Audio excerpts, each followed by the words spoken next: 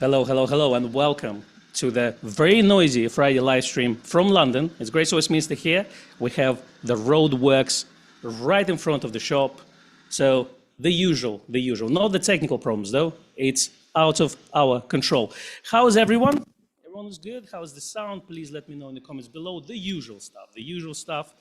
Coffee fund is open as well. So if you feel like give us coffee, then feel free to do that. And actually, I need to thank a bunch of people from last month that I forgot to thank. So here it goes. Thank you, Roy. Thank you, Anka. Thank you, Neil Watson. Champagne Sumo, thank you for the last week. I literally forgot. I think I've just logged out and I saw, oh, Champagne Sumo was there. Thank you, Joseph, and thank you, David DeLon. Thank you, everyone, for doing this. We really, really appreciate it. Now, we have a very special guest for you. It's David Cruz, aka the Drunk Photographer. How are you, David? Oh, I'm doing very well. It's 6:21 a.m. here. It's still a little dark, but up and early. I have to mention that I actually got up at 4 a.m. for this.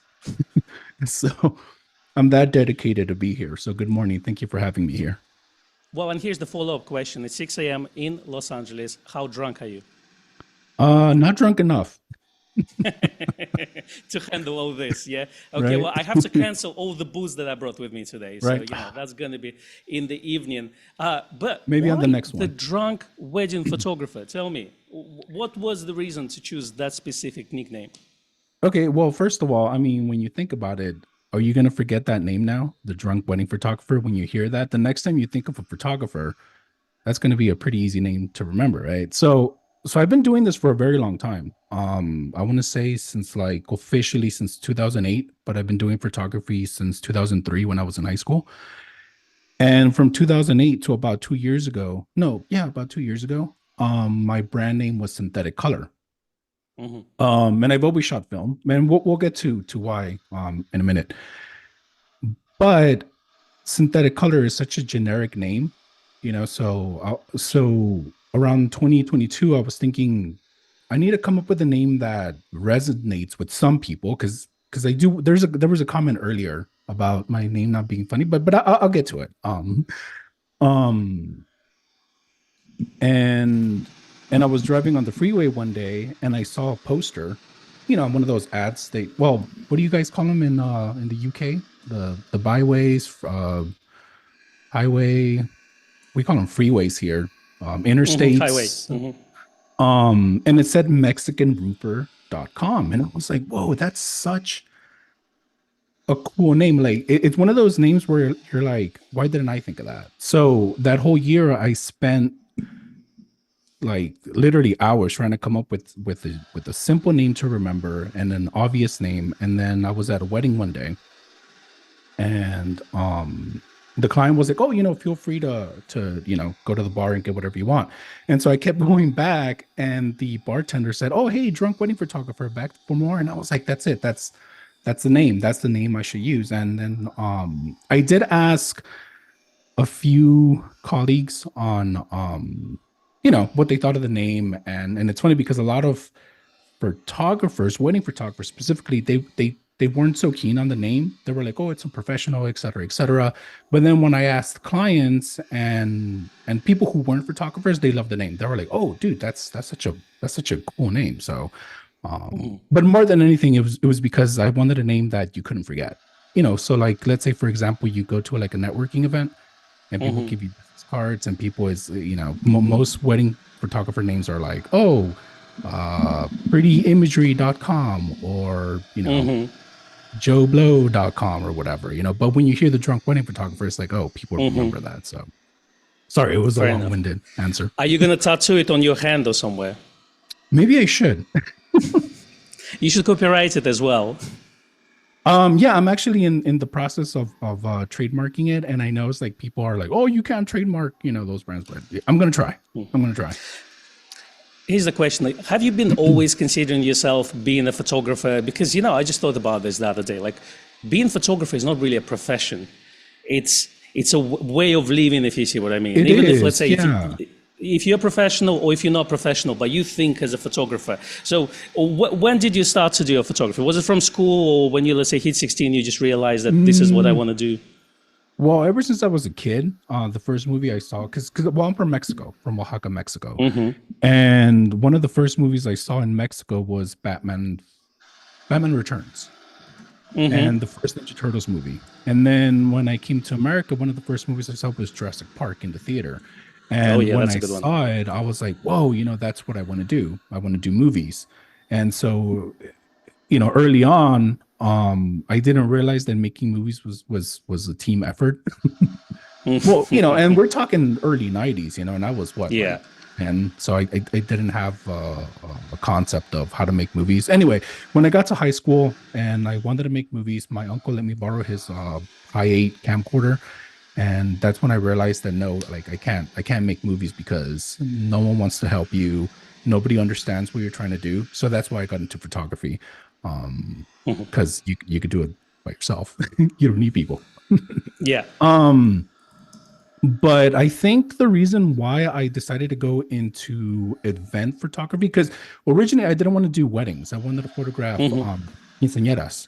And for those who Mm-hmm. don't know, a quinceañera is like a mini wedding in the Hispanic community, Mm-hmm. where a girl who turns 15, well, it's like this ancient tradition. And essentially it's like a mini wedding. Is that Because where you get to smash things? you can, That's my knowledge about Mexican culture. So yeah, right? definitely. Thanks for sharing it Um, with all of us. Clearly, right. not just me. Um, and yeah, and then eventually I started going into weddings after that because it was a lot of work and they don't pay you. So yeah, but that's a whole different conversation. And so, why did you choose film for weddings? It's obviously weddings realistically is the day where you will end up with several thousands of shots, and Yeah. shooting it all on film sounds a bit expensive. So tell us, what was the choice? Is there a reason? Are people actually looking for film photographers to photograph their weddings? Yeah, well, originally when I got into this business, film was cheap. You can buy because I used to work at Ritz Camera. That was my first job right out of high school around 2005. And a pack of, I think it was like ten rolls of film was like $5. So it was a lot cheaper buying film than it Good was old to buy a times. digital camera because, digital cameras were really expensive in 2005. The camera of the day was the D100, and then a little bit later was the D200, and I think it was like 1600 now, if I remember correctly, for just the body. But then 1600 was a lot of money. Yeah. So I couldn't afford it. So I just got used to film, but now using film is actually more of a marketing. I hate to say ploy, but it's more of a marketing thing. Even though I still 100% shoot film, and I only switch to digital when it's too dark or during the reception. But nowadays, it goes back to why my brand name is a drunk wedding photographer. It's a niche market. So I'm not trying to cater to every single client out there. I'm trying to cater to a very specific client who appreciates tangible items, like for the collector who appreciates physical media, for the person who appreciates nostalgia, for the person who values more emotional and intentional photography. Because with film you have to be a little bit more intentional. You can't just take 1,000 photos and then just edit out the ones that you think are cute. You have to be super intentional, and I think that some people appreciate that, because the people who contact me, they get it. When they see my work, when they see my copy, they get it, and they're like, oh, like that's what we want. Because not every, regardless from what you see on TV, not every wedding is huge and extravagant, with like flowers and balloons and horses. Some people just want a very low key wedding, and that's why I target. And so using film sort of carves out that little market because I'm in LA, and in LA, everybody's an actor, everybody's an artist, everybody's something. So again, True. with my brand name and with using film, that sort of pushes me to that very specific niche. I don't have a lot of clients, but the clients that I do get, they're perfect. So that's Fantastic. sorry again if I rant. Sometimes I get out on these rants, so stop me if Trust me, I'm so happy sometimes to be quiet. It's just sometimes it's really enjoyable to let other people speak. Speaking of people speaking in the chat, so first of all, we want to say thank Tim Herring, said good morning from Idaho. Good morning. And Gene, thank you as well. He said good morning, Con and David. I can see we have AP Studio Chuck is in the chat. So Chuck, good to see you. Hey Chuck, it's good been morning. a long time. Yes, he's saying good morning, David. So that's really great. If you have any questions to David, aka the drunk wedding photographer, about film, about weddings, any advice, feel free to ask him in the chat. So, and obviously I'll ask him that. So it's we're trying to, obviously the interviews are genuinely quite difficult sometimes, because obviously you want to keep the conversation going, but you also want to keep an eye on the chat. So, you know, just put your questions, put the QQQ at the front, and then we'll try to answer as many as we can. So you mentioned, so you shoot in film. What's the percentage of film and digital in on your weddings generally? Right now it's okay. So a typical wedding day for me is I show up like around 2 p.m., 3 p.m. And from 2 to like around, I want to say like 6 or 7, it's all film. So I probably whip out probably like 10, maybe 15 rolls, give or take. And each roll, I shoot 35mm film, by the way. I don't shoot slide and I don't shoot 120. And I've been very vocal on why I don't use 120. One, because it's really expensive. Two, because I only get 16 photos if I shoot on 645. Yeah, and most of my clients don't order anything bigger than 8x10, so there's no reason for me to, you know, go for a bigger format. And plus I have to depend on speed, because you know, things are happening quick. And yes, for the most part, no matter who's planning the weddings have like a very specific format, but still, like, you never know, like something cute might happen in the background, and you just have to be ready. And I can't be cranking the little lever thing for the next shots. Yes. And then, you know, just loading the film as well, you know. But I'm just thinking I'm going to be really bad assistant for you, because I would turn up with my large format camera, you know, trying to shoot some BTS. If I have an assistant or somebody who, you know, who can do it, yeah, by all means. But usually it's me by myself, because again, it's funny. I can't tell you how difficult it is to find an assistant or a second photographer here in LA that only specializes in film, that can also handle the stress of photographing a wedding. Because we have a lot of film photographers here, but nobody wants to be at a wedding. So, you know, so yeah, by all means. And if anybody wants to help me, by all means. But you have a mixture, of film camera basically, along with the digital camera. I'm sorry. Yeah, that was your question. So yeah, so I want to say it's like 85-90% film, and then the last percentage, 10% or so, is digital. And for digital, I use the D700. Ooh, D700. Why is the choice of D700? We don't want to speak too much about digital, but you've been vocal in the past saying that D700 is just something that gives you film look. But you also been mentioning certain things, that you've mentioned some Panasonic camera that you really love, that you want Nikon to release something with that Panasonic sensor. Tell me all about this, because I've heard, but I actually, I was interested in why. Okay, so this is so I'm not a very geeky technical person, so this is as geeky as I'm gonna get. So, you know, obviously, you know, I love the look of film. I love the colors that it gives you, the tones. It's mostly a tone thing, because I have done everything in my power to try to duplicate the look of film on digital. And I cannot prove this. I know people will say yes, no, whatever. But this is just my personal experience, my own experiments that I've done. I did a lot of research and I found out, and you know, right now there's this whole debate of like CCD versus CMOS sensors giving you different looks. But I found, for some reason, that cameras built from like 2008 to around 2012 that had Panasonic sensors instead of Sony sensors, which most cameras nowadays have, they tend to give you that film look right out of the can, assuming you shoot on JPEG. And you know, with a little bit of editing, I found that the D700, because it has a Panasonic sensor, well, it was a Renesas.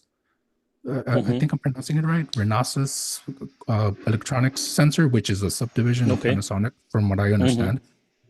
Okay. the color science, when you combine it with one of these lenses, one of the old D-type lenses, the color matches the film scans that I get back. Not 100%, but it's super close. And so then I was looking into Olympus, and Olympus has a camera called the EM1. EM1? It's OMD EM1, and it was made in 2012, and it also has a Panasonic sensor. And so when I compared photos from the Olympus and the D700, the colors match. So I was like, maybe there's something to this Panasonic sensor theory. And again, that's just my theory. I haven't read anything online. That's why I got into YouTube. Quick shout out to my YouTube. So, definitely. And I might do a deep dive on that. So that's my reason as to why I want, and it's a shame because Panasonic doesn't even use their own sensors anymore. They commissioned Sony to use sensors, so I think they got out of the sensor game. So, okay. Anyway. Okay. Well, that's very interesting, and I assume that the 12 megapixel resolution of D700 is good enough for your needs, and I assume the file sizes are not ginormous as well. Yeah, and again, the megapixels for me is irrelevant. Is the colors and the tones. That's what I'm more focused on. And because it has that Panasonic sensor, that's why I use it. So, I mean, if the D700 had 30 megapixels or even 6, I would still use it because it has a Panasonic sensor. In fact, there's some YouTubers that praise Kodak sensors, but those cameras are so old that they're not very reliable. And I hate to use the word old, but they're like, 2005, 2003. Oh, yeah.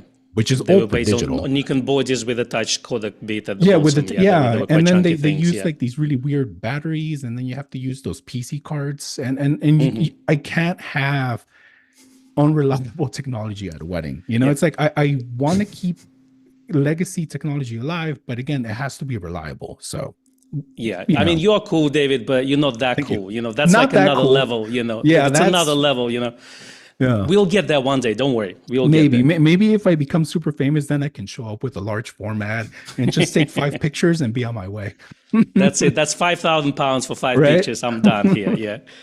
Man, well, that's the end of the digital conversation, right? But we'll come back to it. I'm going to ask some questions from the chat. So Tim Herring is asking a very important question. How is the Buy Me Tacos link going? Very well, actually. So I have a blog called Summer Imperfect, and you can find that on my website. Just go to drunkweddingphotographer.com and then go to journal. I have an article called Why I Think what is it called? I don't even remember what it's called, but it's a Nikon F3 article. And if you go to Google and you type in Nikon F3 or Nikon F3 review, it's going to show up on the top 5 search results right there with Wikipedia, Nikon itself, and Ken Rockwell. Nice. Google found that article well enough that, it pushes it to the top. And so some people like my take on what I have to say about the camera, because it's more of an emotional experience. I really try to get away from like all the technical stuff because it's already been done to death, like everybody talks I agree. about it.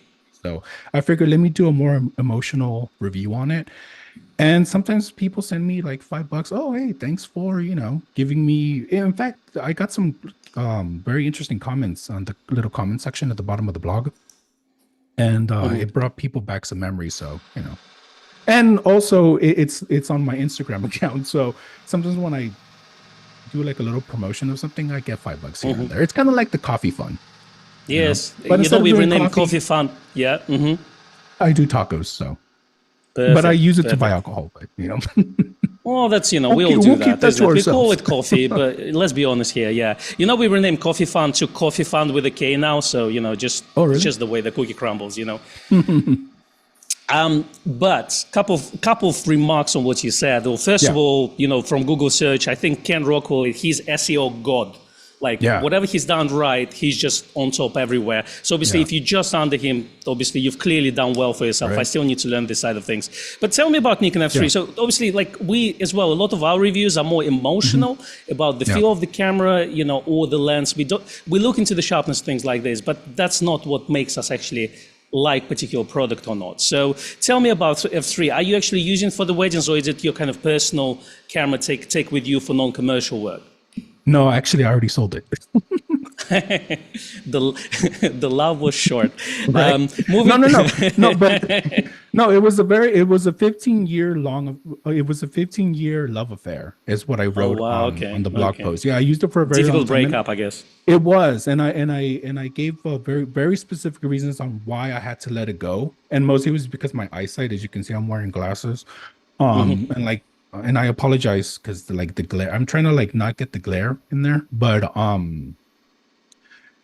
yeah, it was just too slow for what I wanted to do. I mean, the F3 is really good if you do street photography or if you're traveling, family photos, et cetera, et cetera. But for weddings, because again, it goes back to what I was saying, things happen so quickly that I don't have time to, manually focus and crank and, et cetera, et cetera. So, yeah, it was tough. And I didn't want to, actually, I've owned three in my Hmm. lifetime. The first one was, I hate to say the word stolen, but it was misplaced Hmm. at a repair shop. So whatever. They did Oh replace it dear. with the second one. But it was pretty beat up, the one they gave me, the one they replaced it with, and I ended up selling that. And then I bought another one, which was in perfect condition, but I wasn't Mm. using it anymore. So instead of just having it sit there doing nothing, I decided to let it go and, to go to somebody who was actually going to use it. So, but yeah, but I Very get into pragmatic. all that on my little review on the F3. But yeah, no, right now, my main camera for weddings is this guy, the F6, and I have a Mm. little booster thing on it. And for a long time I was using and somebody asked like what cameras I use. And Hmm. the other one is obviously the F5. Hmm. I've had forever. I've had it since 2005. I'm the original owner of this F5. Bought it brand new. Nice. Um, and it was funny because that was when Ritz Camera. Well, I was working at Ritz Camera at the time, and that Hmm. was when they started closing a lot of stores. So they started liquidating a lot of their products. So I got it for like $500 brand new in 2005. That was Wow. pretty cheap. Yeah, I know. That's incredible. I paid $699 for F100 in Adorama secondhand in Mhm. 2004. So that's a bargain. That was a deal. Yeah, I know. And then Wow. the third camera that I take is this guy, the N75 with the Ooh. data back. Like that's super important that I have the data back because the point and shoot look, or I Hmm. don't know what they call it in digital, the digicam look, it's very Hmm. popular these days. So my clients, not only do they want film photos, they also want that little date imprint at the bottom of their photos. I see. So instead of Wow. Okay. buying a point and shoot camera, that again, it's super unreliable because you don't know if the electronics are going to go bad in the middle of a wedding. You don't know if it's, I can't take the risk of buying something that I don't know if it's gonna, poop out on me in the middle of a wedding. So that's why I got the Hmm. N75 with the data back. And you'd be surprised how difficult these are to find. I mean, the standard model, which is this guy right here, I've had this one since 2004. And my mom Hmm. bought me this actually as a high school graduation present, and still use it and it's in great condition. But yeah, but the one with the data back is very difficult to find. And then when you do find it, they want like $200 for it, which is insane for for an N75 because you can get these for like $20. So Okay, so it's got the letter D under after the N75D or something like this for data back, isn't no, it? no, Or it doesn't say no? anything. See, it's just Oh, okay, okay. yeah. See, In UK we call them F75s, but in United States they're N75s. yeah, N75 QD. I'm not sure if you can see, but I have the box right there, and that's the only thing that says QD. But the actual camera doesn't say anything. So yeah, Tell me but about yeah, F5 but and I love this F6. cameras. Oh, it's a great camera. No, don't worry. It's always delay on Zoom. Yeah. So tell me about the F5 and F6. Obviously, Hmm. one is considered to be the ultimate camera, and another Yeah. one is also considered to be the ultimate camera. And when you ask people which one is better, you normally will have people who kind of have one, and they say this is Yeah. the best. But you own both. So which Yeah. one would you say is the ultimate Nikon 35mm SLR? Mm, if you would have asked me 2 years ago before I had the F6, I would have said the F5. But now that I'm using the F6, it's the F6. The only thing that the F6 doesn't, well, it's pulling, what did it say, pulling hairs or counting hairs? I don't know how the phrase goes, pulling hairs. When the F5 rewinds the film, I think it's like 5 seconds for it to rewind the entire roll. But with the F6, it's like 6 or 7 seconds. And I know it's like a 2 second difference, but because I've been using the F5 for a very long time, I notice it. So I would consider that slow, but it's like it's a 2 second difference like that. But again, when things are happening, quick, every second counts. So that's the only thing that the F6 that I will fault the F6 for, and that's why I had to get the little booster for it. Otherwise, because the whole reason why I wanted the F6 was to save me some weight from carrying the F5, because the F5 is heavy, especially with 8 batteries. But yeah, that's the only thing. But there's one feature that makes two that makes the F6 for me the ultimate film camera. One, compared to the F5, you know how when you look through the viewfinder, little AF points, they don't light up on the F5, and they do light up on the F6, and that again is a huge benefit for me because my eyesight's not that good, so I rely on the little red blinking thingies to make sure that it's focused. And it's funny because nowadays it's like people complain about what's it called, face detect autofocus, and et cetera, et cetera. And over here I'm fighting with like 5 points of autofocus. I know exactly what you mean. Right? And I guess when you and really quickly, and then the other feature is this guy on the F75, the AF assist beam. So at night that really helps me in low light. And the other feature is close subject priority. I'm not sure if you can see it, but they took this out after the D4. They no longer have that feature, and that feature is super beneficial for me, especially when it gets started, because I just put it on that. It's more like set it and forget it. So anyway, sorry.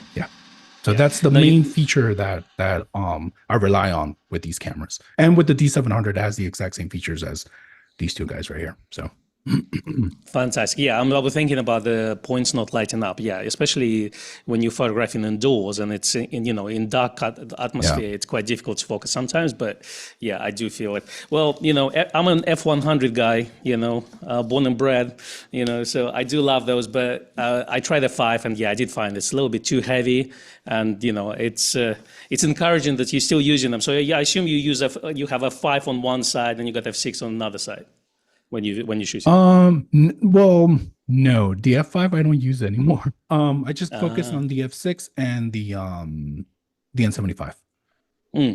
Yeah, I mean, fantastic. If I knew that the wedding was only going to be a daytime wedding, like it won't go past 6 or 7 p.m., then I'll probably just take the F6 and the F5. But most of my weddings are all day, so yeah, I need something that I can rely on in low light. So I'm with you. Here's a question from the chat. Do you develop your own films or you specialize lab? And also there's a scanning question as well there. No, I do not develop my own film. I did take a class in college on how to do it, and that's way above my pay grade. No, so there's a lab here in Tarzana called negativelab.co. Guy who runs it is Brian, and I can never pronounce his last name, so sorry, Brian. But a huge shout out to him. And he scans he hand develops all the film, scans the film, and we've had very long conversations on the type of look that I want and the colors that I'm going for. So it's always good to have somebody that obviously is a photographer who is so good at the whole technical side of scanning, editing, etc. He doesn't do like heavy editing on my work. It's just like very light editing on it. But pretty much, he just takes care of everything for me. So I really appreciate that. And for anybody who does their own scanning, the scanner that he uses is the Fuji Frontier SP3000.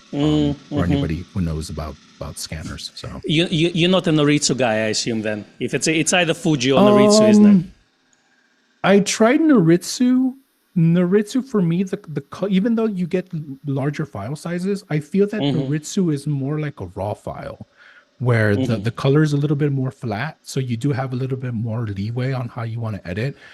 But I found that the colors from the Frontier, they're a little bit more deep. They have a little bit more contrast, and that's the kind of look that I want. So, but it's a little bit slower. And it is more expensive to get your film scanned with the Frontier because they have to scan one at a time. As opposed to the Frontier, the scanner scans everything at once, and you can adjust 6 at a time, and then it goes through the whole process of scanning afterwards.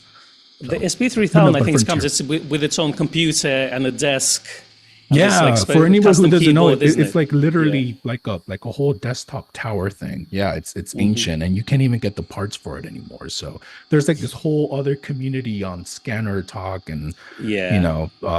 it's funny because it's like there's always a versus, CCD versus CMOS, digital versus film, mirrorless versus etc. APS versus full frame, and then there's the scanning thing where it's Frontier versus Noritsu. So Yeah. it's Yeah. funny how there's always a versus for everything.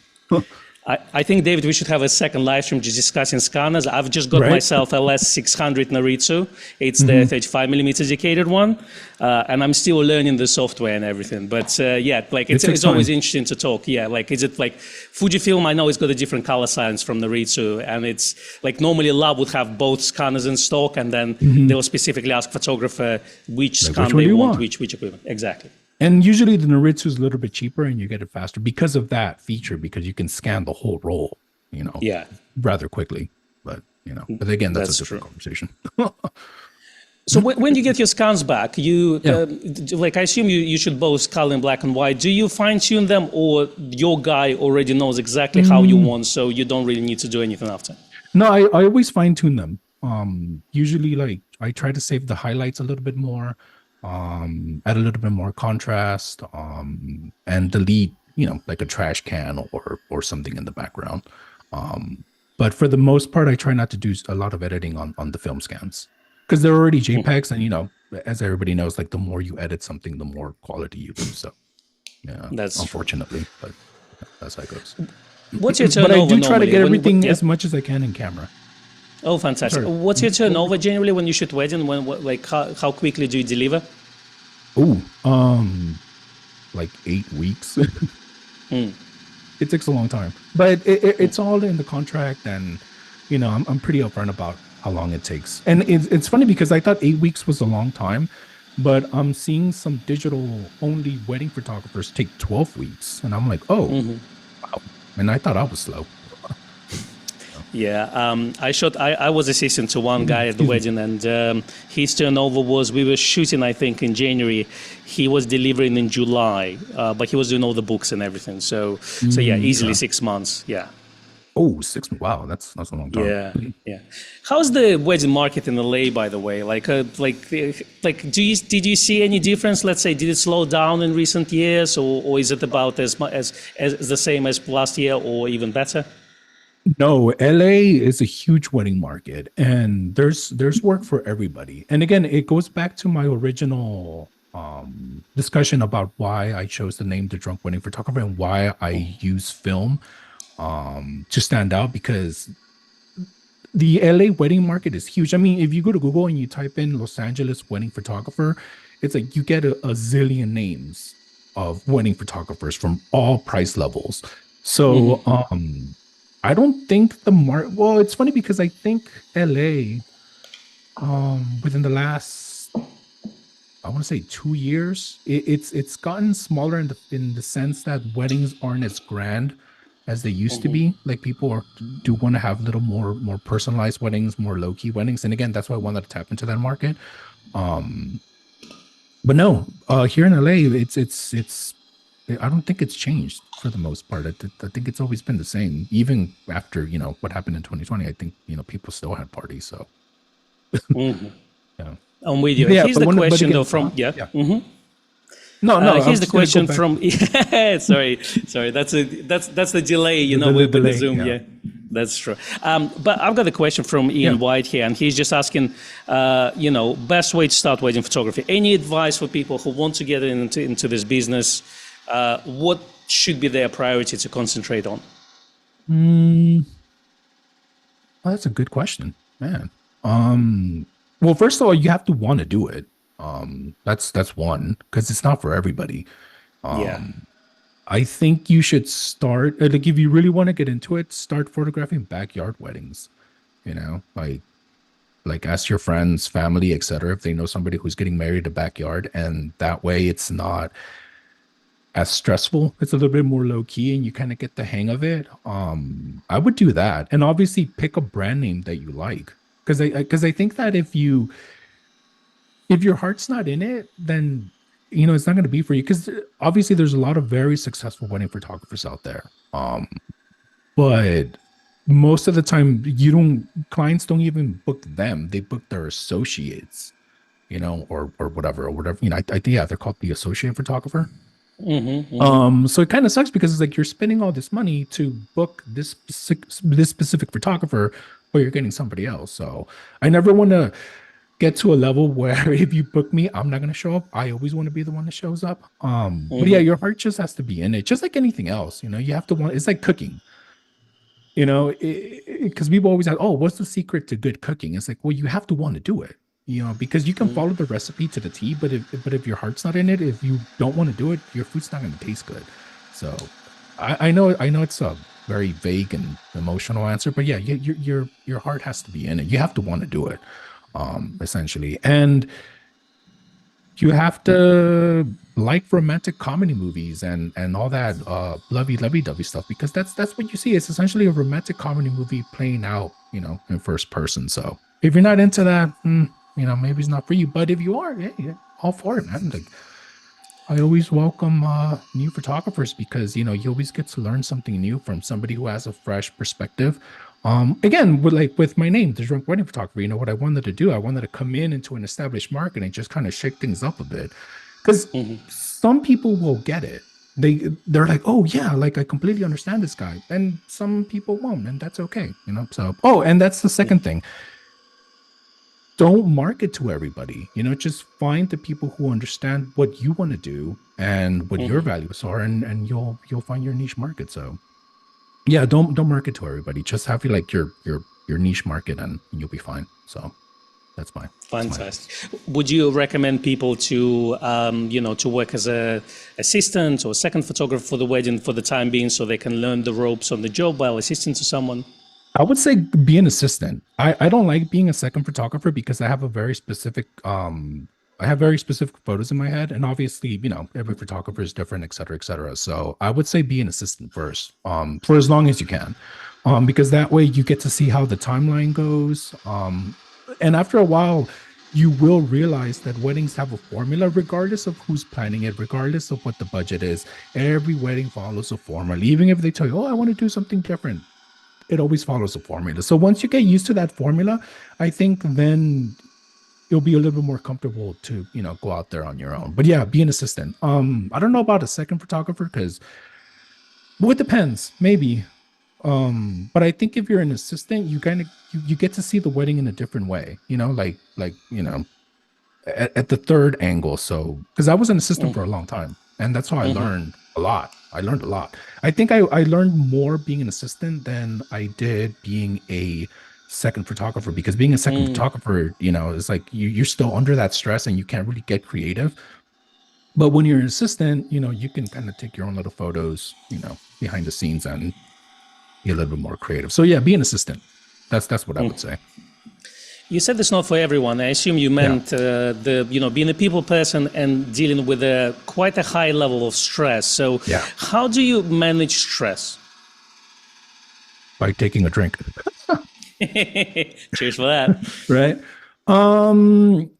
It's I don't know if this is the right thing to say, but when I go into a wedding, I go into autopilot.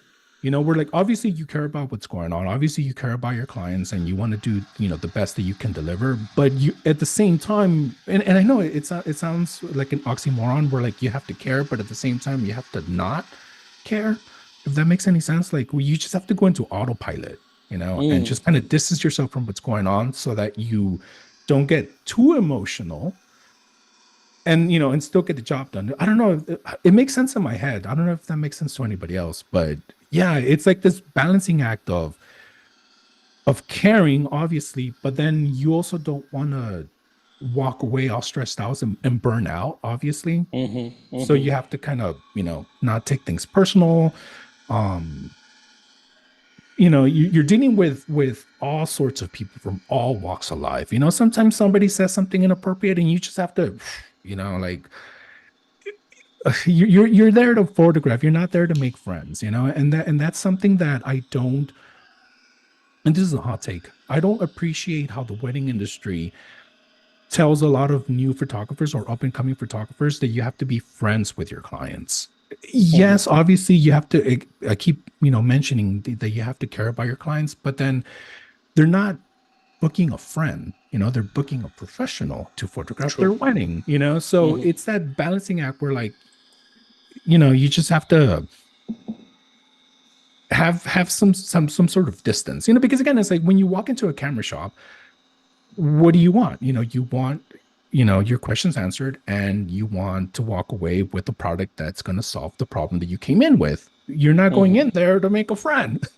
I mean, obviously that's always a plus, that's always a benefit, but it's not my first, um, it's not what I'm coming in for. Does that make sense? I don't know. It makes Yeah, sense to me, yeah. but I mean, you also mentioned, being people's person. And would you say being people's person is probably more important than technical side of things? I mean, just in general, yeah, I mean, it's good to have both, but what's the kind of more important of the two? you definitely have to be a people person. That's number one. And again, like, you just have to be open-minded to everyone, like, and I literally mean everyone, because you don't know who you're going to bump into at a wedding. Somebody might say something that you don't agree with. Somebody might be, especially nowadays, where everything's political. Somebody might say something that you don't agree with politically, but you know what, again, like, it's not your job to be anybody's friend. Your job is to come Mhm. here and make everybody look pretty. At least that's how I take it. My job is to come in, make everybody look pretty, make everybody look fabulous and their best, and that's it. Get paid, and I go home. If they give me a drink or two, if they give me some tacos, if they feed me, then that's a plus. That I see that as a bonus. And if I get published afterwards, that's another plus. But my main concern is just to make people look pretty, regardless of who they are, regardless of where they come from, regardless of what they say. That's their life. I have my life, et cetera, et cetera. So, um, That sounds good. That I sounds feel good. I mean, like I ranted. Did that make sense? I think it makes sense. It's interesting because we kind of those things are both Oh, connected, I'm and it's sorry. yeah. I know what I was going to say. So to Tell me. piggyback on that, on being a people person, I was an assistant for a photographer who books at $20,000 per wedding, and she mostly uses a Holga to Okay. photograph her wedding. And the last wedding that I helped her at was for the writers of The Office, of the show, the American version. And Oh it's like, yes. wow, she's charging 20K and she's using a Holga. So it's like the quality is like secondary, or irrelevant at that point. I mean, she was also using a Hasselblad H1. But most of the wedding was shot on a Holga. So, yeah, people person definitely is number one, next to, the whole technical aspect So where, of wedding photography. speaking of Holga, where the Yeah. marketing stands in all this? You said it's market specifically for the niche, Mhm. and obviously marketing, being a Holga photographer, is a very Yeah. niche marketing, if you see what I mean. So where the marketing stands in the whole pyramid of things? For Holga specifically, or No, no, just in general. Obviously, like you mentioned before, that's when you're marketing, being a Mhm. wedding photographer, Mhm. market for the niche. So how important is the marketing to get the clients? Because Oh, a lot of super photographers important. come Yeah. from the love from the photography. They're Mhm. not really good business people. They're not really good with social media and marketing Yeah. side of things. Well, yeah, and again, it goes back to the brand name, and I don't remember the gentleman who asked who mentioned that he didn't find my brand name funny. And that's okay, like that's that, I'm not gonna, He's probably out of business by now. well, yeah, and again, that's completely fine, but I'm not marketing towards you. I'm marketing towards a market that appreciates what I have to offer. When they go to the website, they're like, "Oh, this guy," and as you can see, I'm not a party person. I hate going out. I'm a homebody, or I don't know what the term is. Where, like, my my ideal Saturday night is staying home, eating popcorn, and watching a movie. That's me, because it's Sounds it's funny good. because right, because being in the business of photographing events where you're paid to be at parties, the last thing I want to do is go to a party for fun. It's kind of like going back to the office for fun on your day off. No, nobody wants to do that, so I don't want to go to a party on my day off. But what was I gonna say? Yeah, but marketing when you go back, if you know, for anybody who's following along on a desktop, if you go to the drunkweddingphotographer.com, you go to my website, you could see that it's funny because in college they told us to never use the word pretty to describe a photo, but it's like, hey, that's what I want to do. You know, I want to take pretty photos and I want people to look pretty. And my target client is obviously women, and women are the ones who book me. So I have to attract women to my work. It's rare when I think like in all my years, I think there's only been two guys that did the whole booking process, but other than that, it's always women. Which is pretty cool actually, because it's like, oh, you know, you get to see like a different side of weddings from their point of view, from my clients. And so yeah, so when it comes to marketing, obviously, you know, film is one of them. Being drunk is the second, but you know, I'm not drunk all the time. Only if the client allows me. And some venues don't let vendors drink, so there's this. That's a whole different argument that we can have, Yeah. which I can rant about for 2 hours. No, of course, absolutely.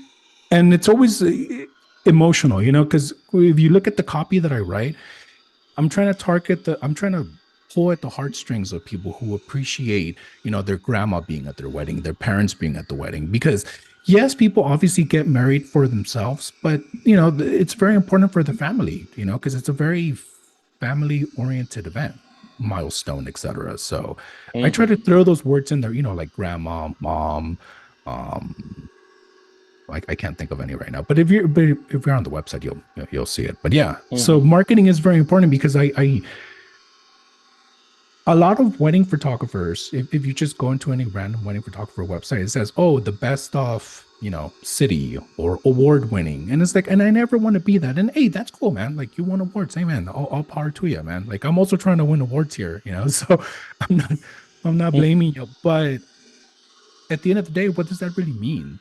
You know, like, will you be able to photograph grandma if, you know, if, or what if, you know, and you know how old timers, they grew up in different era. So, you know, you just have to kind of balance that whole aspect of obviously being a professional and being super technical with like the emotional side. That's why, again, it goes back to what I was saying earlier about being a people person, and your heart has to be in it, but not too much where you get too attached, you know. So it's like that whole balancing act of Fine balance. yeah.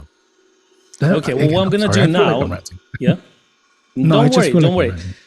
I'm gonna put your pictures up, so we're gonna share your pictures, and we're gonna move on to the technical questions about the lenses and cameras again. So, Okay.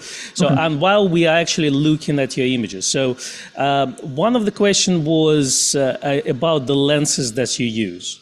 Okay. So, Yeah. And again, what's your weapon of choice? okay, and I also want to apologize, because I'm seeing questions, and I'm, you know, and obviously I'm trying to do my best to like keep the conversation going and, you know, and answer questions. So again, if I didn't answer your question, type it in on the comment section after this, and then I'll try to answer it in more detail.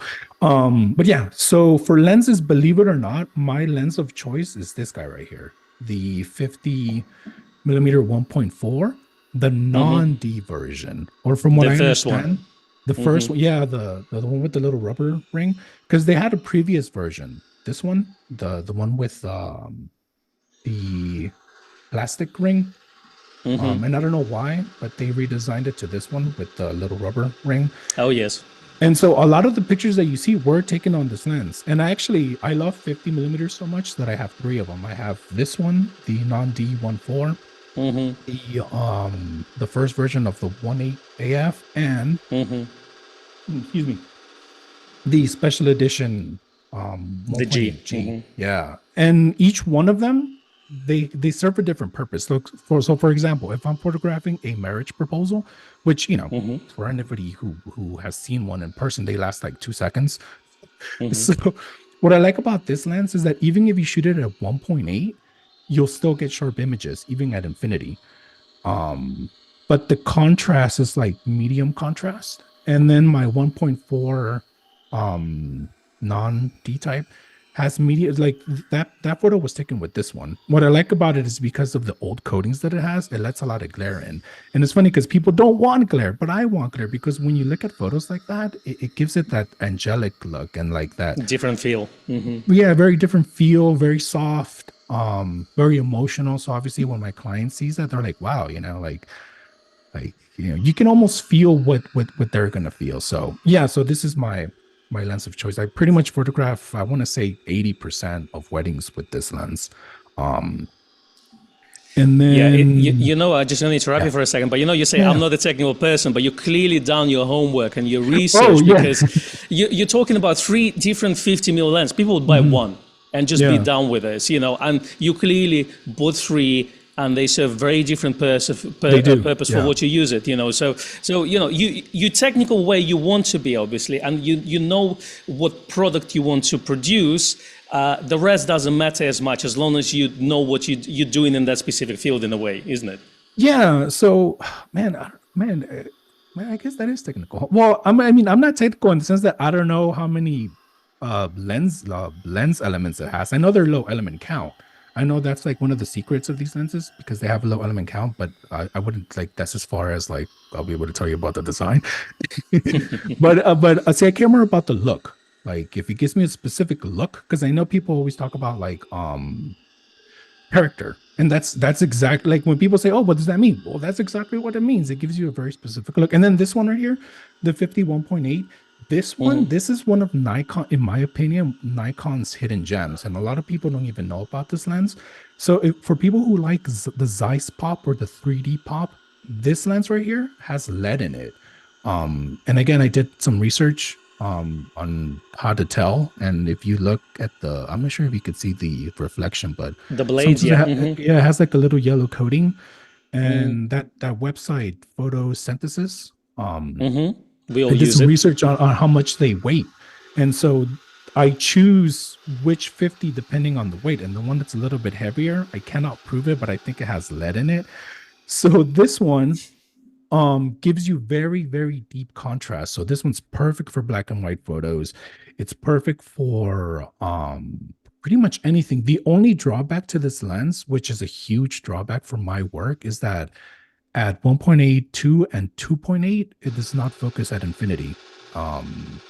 So I try not to use this lens for like important shots. I only use this if it's a super controlled environment where like I know that I have time to shoot it again.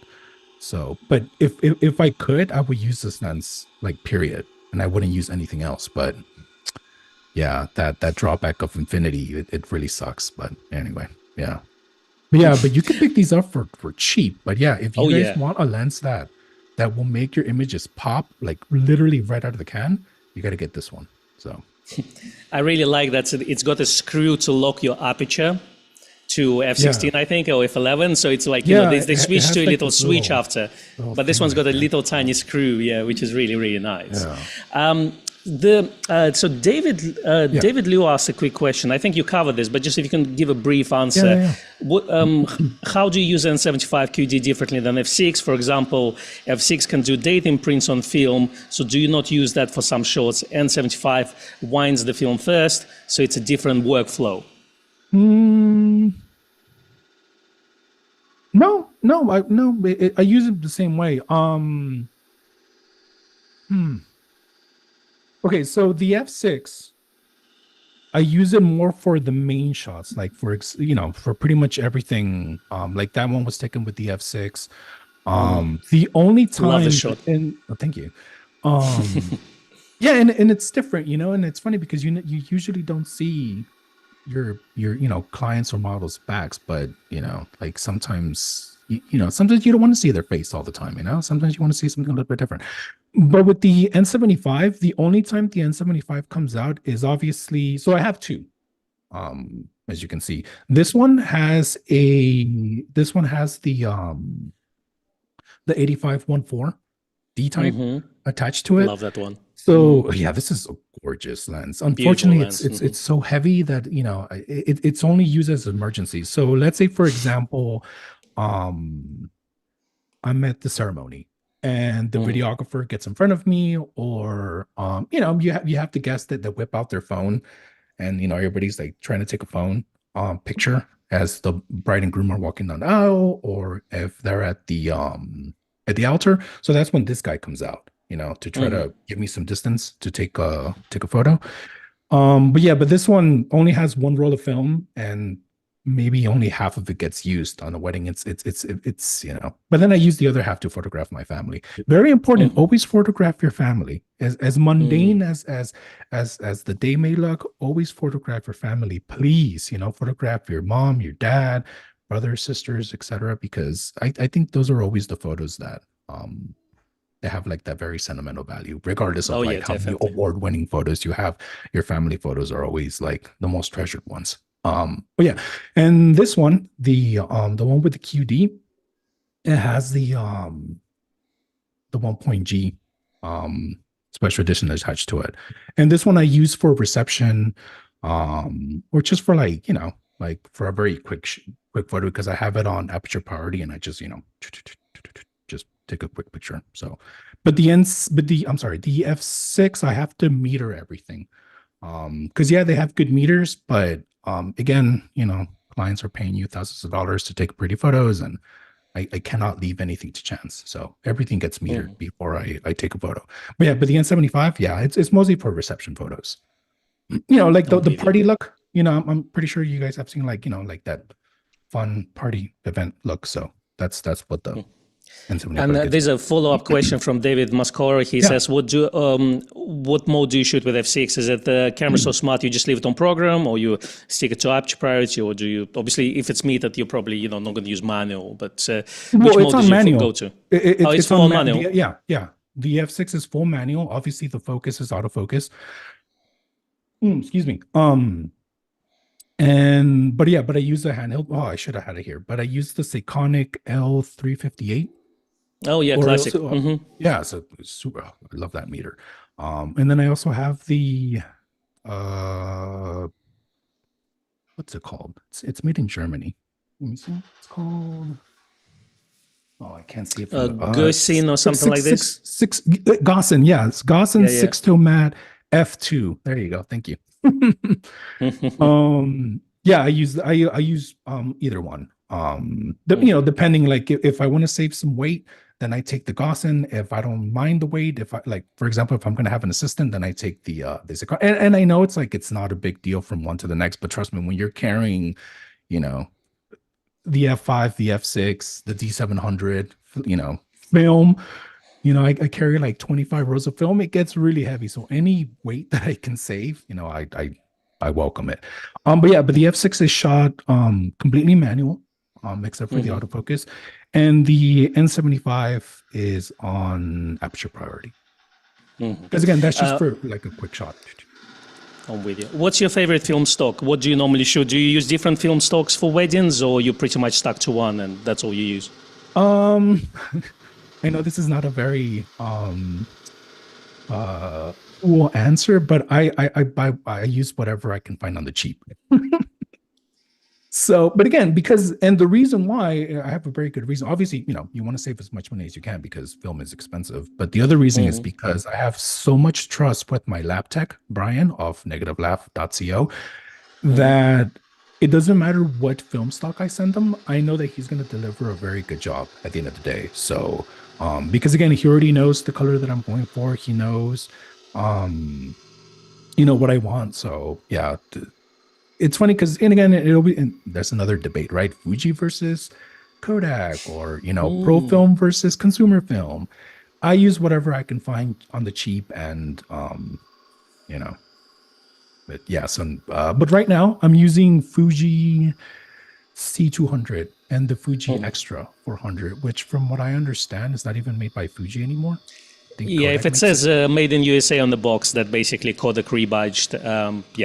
That's what it is. So, but everything I have in the fridge is still made in Japan, and I think that's like the last of it. So yes. These are rumors that they've restarted their production, so everyone's waiting. I've recently seen Velvia and Provia coming in to stock, so it seems like small quantities coming in, but yet I haven't seen C200 and extra Superior 400 since I think 2021. The ones that are made in Japan. Okay. And somebody asked about slide film. No, I don't use slide film because, again, it goes back to the whole argument of why I don't use 120, because it's just too expensive. The clients can't afford it. I could afford it, but at the end of the day, it's like like this photo, for example, with the little doggy, that she little blind pug. I think it's a pug, right? A little Yeah, blind I pug. think so. Could be, yeah. Think about it. If I were, had to meet her and had to, crank and manually focus, I would have missed that shot. But for this one, for Yeah. example, this is where I used the N75 with the 85. I saw it from far away, boom, take the picture quick, and again, most of the time clients don't care if it's a technically perfect photo. What they care about is the emotional aspect within that photo. And I know that gets thrown around a lot, but right here, this is a perfect example. And actually, I'm not sure if it was her, but this photo was ordered 10 different times on 10 different orders. So obviously, it was good enough for somebody to buy it. That's nice. That's really, really nice. Just going to jump back to one of the earlier questions, and it's a hypothetical question, but it came from, let me just see if I can find it here. So Joe Vlogs asked, David, you are double booked. Which would you choose to shoot? A wedding at Westminster Cathedral or wedding at the Cadillac Ranch? I don't know either of the venues. Could you explain Well, Westminster Cathedral is obviously the one in London. It's a beautiful place, very historic when it's a church. Cadillac Ranch, I have no idea. That's probably somewhere in the United States, but I assume it's cowboy themed or something, but I could be wrong.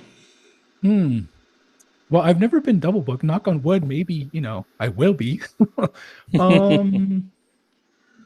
I mean, it's a hypothetical, right? Assuming I already booked. That's a good question. I think I would go for the Cadillac Ranch because I think it might be a lower guest count. So, yeah. Because again, I used to photograph really large weddings, like over the top, overproduced weddings. But, and I hate to say it, but like somehow the emotional aspect was like stripped away from it. Because it's like it was so much focus on the production value and the glam and the flash and the bling bling, where it's like all the emotional stuff that was supposed to happen didn't happen because everybody was more worried on making everything look good and perfect and shiny, as opposed to a wedding, like this wedding, for example, that's on screen. It was 100 guest wedding, close friends, family, etc. So like it's not glitzy, it's not shiny, but again, it goes back to the whole emotional thing. And I know some people might say, oh, you keep mentioning that, but it's true, because once you're there, you feel it, and it's something that you feel, you can't really explain. You can show it and you can feel it. But I think I'll take the ranch wedding, assuming it's a low guest count wedding. Well, it's probably not far away from you as well. Don't need to fly to London for that. Yeah. I mean, traveling is cool, but yeah, man, like booking a hotel, booking a flight. Yeah. It's, I mean, if you're doing it for yourself, then by all means, but I think if you're traveling for work, it's different. Did you shoot weddings back to back, and how stressful this is? No, I think I get about a client every month, and I like to keep it that way because if I think there was a time when scratch that. There was one time where I had a client like back to back, from one day to the next. And there's a thing called the wedding hangover. Not necessarily that you drink, but again, think about it. You're on your feet, you're moving, you're going up and down, you're carrying this, you're carrying that, you're doing this and that. And, usually, as I said, sometimes you could start at like 1 p.m. If it's like an ethnic wedding, like a Mexican wedding or an Armenian wedding, those start at 9 a.m., 10 a.m. sometimes. So, and you're not done until 1 a.m. the next day. So you can imagine, how much energy are you going to have the next day to go photograph another one. So yeah, and that's another reason why I no longer do big weddings. I try to keep them very small. And I'm very clear on that on my website, that I only photograph weddings up to 120 guests. And that's why, again, one of the first things you see on my homepage is I'm not for everyone, because I'm not trying to please everybody. I'm trying to please a very specific client. But no, I wouldn't want to book one wedding on a Saturday and another one on a Friday or et cetera, et cetera. So no, I try to, just keep one a month. One a month is good enough for me. Keep it civil. Yeah, right. Fantastic. Well, we hit 1 hour. It's 3:25. Thank you very much, David. Anything you want to share with us, where people should find you, where they should follow you? Give us all the specifics, or even people who want to book you for their wedding, or maybe become your assistants. Where should they get in touch with you? Yeah, well, first of all, I'm always looking for an assistant. But you're not gonna get rich from being my assistant because, as I said, I only book one client a month. So, but yeah, I'm always, if you know how to load film on a F6, which is literally That's a just start. the thing, and that's all I need. But you can find me on Google. Just go to Google, type in The Drunk Wedding Photographer, or you can just type in thedrunkweddingphotographer.com on your browser of choice. You can find me on Instagram, The Drunk Wedding Photographer. You can find me on YouTube as The Drunk Wedding Photographer. I actually just uploaded my first video a week ago. Fair warning, it's not going to be a photography channel. It's going to be more like a get to know me type of thing. So, because again, it goes back to the whole marketing aspect. It's like, how do I stand out from my competitors? And I'm thinking, okay, if I do YouTube and I show a little bit of who I am, my personality, etc., maybe that'll, increase my chances of getting booked. Because nowadays, you really have to do a lot to get noticed in the wedding market. So yeah, you can find me there. And fantastic. It was a good tasting. I watched that. That was really good. I don't know if I make it to LA in March, but if I do make it there, I definitely I'll text you. All right. You're gonna show me some dodgy places in LA. Right. But that's where all the best food is at. So. Absolutely, and then I'll get something like N65 and 75. So if we get robbed, it's we'll get one on eBay. Oh yeah, because you can just not with the date back. Exactly. No, not that one. You'll take this one, the $20 one. Exactly. Well, F80 is a good one as well. F80. I think it came out after N75, and the reason I like it is got both command and back dial. Oh, so it's like it's like F5, F6 basically. So and obviously it's as small as F80. But thank you, everyone who watched us today. I just want to say thank you, Brock, as well, for the coffee fund as well. I hope you enjoyed it. If you haven't given us a like, please do give us a like. That just helps the channel greatly. If you haven't subscribed and you like this topic as well, please do subscribe. I'll try to keep interviews and conversations like this once a month. So if you have any suggestions for photographers, we can try to set them up. But definitely, we want to hear all your feedback. Thank you very much, David. So I really enjoyed it. It was inspirational. I'm not a wedding photographer, so it was quite interesting, things to see, and as well, to learn. But also, shooting film in 2024 commercially, it's, as you say, one of the aspects that not many people do. It can be a cool aspect from the image quality point of view, from marketing point of view, and it's also kind of helps you to be different from anyone else because it's really difficult to stand out in this day and age, and and to find your niche where you can strive, I think is very, very important. And I've learned a lot from you today, so thank you very much for that. No, thank you, and thank you everybody on the chat. And again, if you want me back, put it on the comment section below so they can invite me back. Well, finally, we can have some tequila. It's 7 a.m. in LA. We can have some tequila now, I think. Now we can.